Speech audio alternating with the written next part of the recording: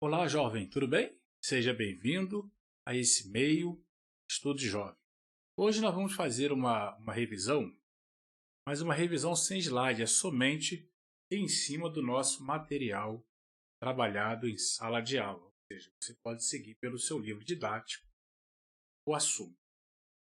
Nós vimos no primeiro bimestre a história, o estudo da história. O estudo da história. E o que quer dizer o estudo da história? O que é história? A história é a ciência que estuda a ação dos seres humanos no tempo e no espaço. Os historiadores estudam o passado das pessoas, dos povos e nações. Então você já está atrelado que a astronomia estuda os astrônomos, a medicina vai estudar o campo físico humano e a história vai trabalhar o quê? Aquilo que foi produzido no passado, aquilo que o homem construiu. Ou seja, no decorrer do tempo, desde os tempos das cavernas, nós temos fragmentos que vamos juntar como quebra-cabeças, com isso é montado a história. A escrita ampliou a dimensão e importância dos sujeitos históricos, ou seja, as pessoas históricas. Assim, o sujeito histórico é todo aquele que participa do processo histórico. Nasceu, você já está participando do processo histórico. Tendo em vista hoje que nós temos documentos. Então, o pessoal faz o exame para saber uma gravidez lá quanto? 2 semanas, 3 semanas, 4 semanas, ou seja, a história começa a contar quando é identificado que tem um ser que já está construindo, um ser que já existe, porque aquilo que não existe é imaginação. Então, tudo que o homem faz, tudo que o homem já praticou, já fez, ele se tornou um ser participante da história. Claro que, na dimensão da história, você tem homens que marcaram a história. E nós temos pessoas que não produziram grandes feitos, mas com certeza, lá naquele mundo dele, por mais longe que seja, ele também é um ser participante da história. Então, não existe uma única história. Todos nós contamos a nossa história. Querendo ou não, eu posso contar ou alguém está observando e contando a criatividade, ou seja, a participação do ser humano na construção da história.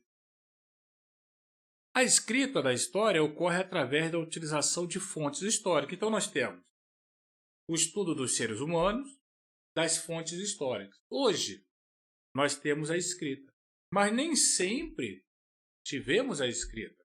Como eu já disse, os primeiros homens eles deixaram fragmentos. Fogueira, pinturas, ferramentas rudimentares, deixaram até coisa de criações de cultos na religião. Você já consegue ver fragmentos e estátuas que indicam que o homem já praticava a religião. Ou seja, por mais simples que seja, ou mais complexo, as duas têm o mesmo valor para contarmos a história. Claro que o tempo, cada vez que o tempo passa, o homem vai modificando. Eu já falei que o homem ele é um ser transformador. Professor, como? Simples. Quando ele descobre o fogo, possibilitou a ele viver em ambiente frio. Possibilitou a ele já praticar, cozinhar os alimentos. Possibilitou a ele a se proteger no seu ambiente hostil, o qual ele estava. Ou seja, hoje, você olhar no Polo Norte ou Polo Sul, você tem pessoas lá trabalhando, já contei isso. Pessoas que estão executando, passa 6 meses, passa um ano, mas ele tem que estar o quê? Dentro de uma base, tem que ter um uniforme, tem que ter uma roupa, uma alimentação, tudo adequadamente para ele sobreviver fora do seu habitat. Eu lembro que na sala eu até falei a respeito quando nós olhamos seres vivos, e tem seres vivos que só vivem em águas geladas. Então ele não consegue sobreviver aonde tem águas quentes.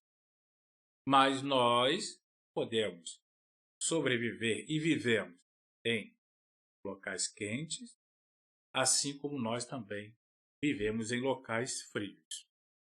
E os fragmentos que sobraram, nós temos pinturas, temos no Egito grande variedade de obras. O papiro, né? O papiro foi a forma que modificou, saindo da argila, modificou a forma da escrita. Nós temos moedas antigas, ou seja, dentre outras variáveis de objetos e transformações na própria natureza. A fonte, hoje, qual é a nossa fonte que nós temos mais contato? As escritas, jornais e revistas. Hoje, a própria internet nos possibilita uma fonte digital, uma foto que você tira, ela aparece lá na sua rede social, um documento que você enviou, fica armazenado, consta o dia, a hora que você enviou, se você olhar seu histórico de e-mail. Você tem as esculturas e ferramentas, nós também temos as sonoras, que é através de entrevistas que você olha, uma entrevista antiga, e músicas, então, é o que nós mais utilizamos na fonte sonora. Ou seja, música de 1930, tem gente que gosta, 1950, 80, 90, 2000, e até aquela que foi sucesso ano passado e que você continua escutando em casa. Através de um filme, que você olha um filme antigo, aí você lembra do filme. O filme antigo é muito legal que você, quando olha, você vê as filmagens locais. Então você vê o comportamento da fala, costume, roupa, os cenários. Isso é muito legal. Só que nós temos correntes de análise histórica. Ou seja, nós temos pelo menos 3 campos que estudam a história. Nós temos a abordagem positivista, que surgiu no meado do século XIX, que conta os grandes heróis, ou seja, pegava os grandes homens, geralmente políticos e militares, que fizeram grandes coisas e marcaram, e ela é enaltecida, ou eles são enaltecidos, dentro de uma abordagem positivista. Nós temos a abordagem marxista, que vai surgir entre o século XIX e XX, que também fala da classe operária, aquela que é oprimida, aquela que é explorada. Nós também temos a escola dos análises, que vai surgir em 1929, que os sujeitos históricos são pessoas comuns, ou seja, vai além dos grandes feitos. Todo ser, por mais comum que ele seja, ele é um produtor de história. E temos a nova história cultural, que surge depois de 1970, que os sujeitos históricos são comuns, mas eles também podem ser considerados fonte histórica. Eu falei para vocês que a principal fonte histórica que nós temos é a oralidade. Quantas vezes nós já escutamos? Ah, no meu tempo não era assim. Ah, o meu pai não dava esse mole. Meu pai era duro. Meu avô era duro. Meu tio era duro. Ou seja, que os ensinamentos eles são passados em grandes volumes por via oral. Por isso que eu já falei que é importante você saber interpretar, é muito mais valioso do que escrever. Porque quando eu olho a construção, se você chegar no seu avô bisavô, grande parte dos brasileiros não eram pessoas alfabetizadas. Ou seja, você tem histórias aí milenares ou pelo menos centenares, né? Vamos trazer um pouquinho mais. Histórias centenárias de pessoas passando dentro da oralidade.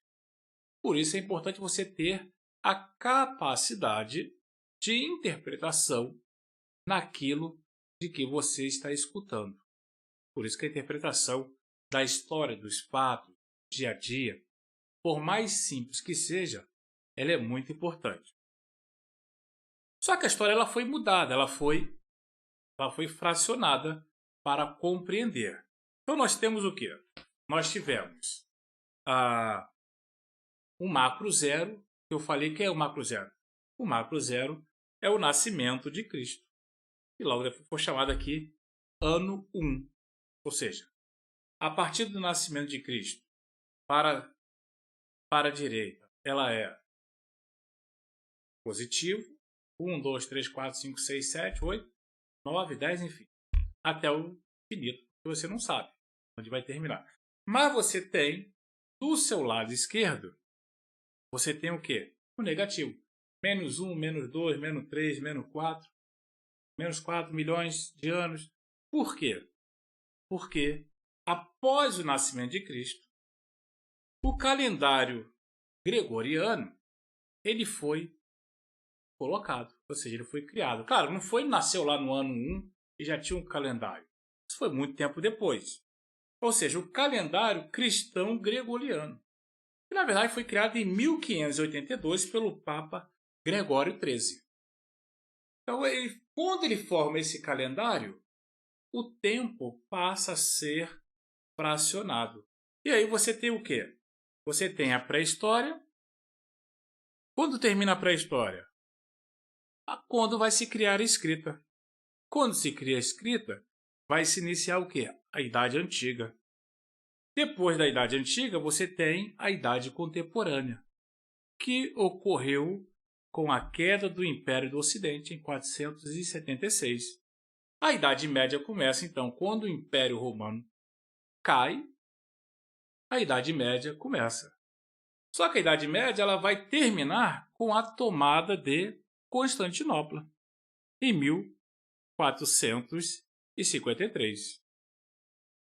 Quando cai Constantinopla, começa então a Idade Moderna, que vai terminar na Revolução Francesa, em 1789. E inicia então, a partir de 1789, a Idade Contemporânea, o qual nós estamos. Então o tempo ele é cronológico. Ele é contado em segundos, minutos, horas, dias, meses, anos, séculos. E o tempo do relógio e do calendário. E nós temos o tempo histórico. Tempo histórico considera fatores como cultura, tecnologia para dividir o tempo, porque você não tinha esse tempo. Então, o tempo histórico ele é através de construção de fragmentos, de fatos, que é juntado pelos estudiosos para determinar aquele tempo. Tempo cronológico ele tem que ter segundos, minutos, horas, dias, meses, anos, séculos. Isso é tempo cronológico. Ele tem um exato momento do início e você pode datar com precisão o seu fim. Basicamente, é a nossa introdução ao estudo da história. Lembrando que eu já gravei outras aulas, uma aula com slide, essa aqui é somente dentro da oralidade. E até a próxima, aqui no Espaço Estude Jovem.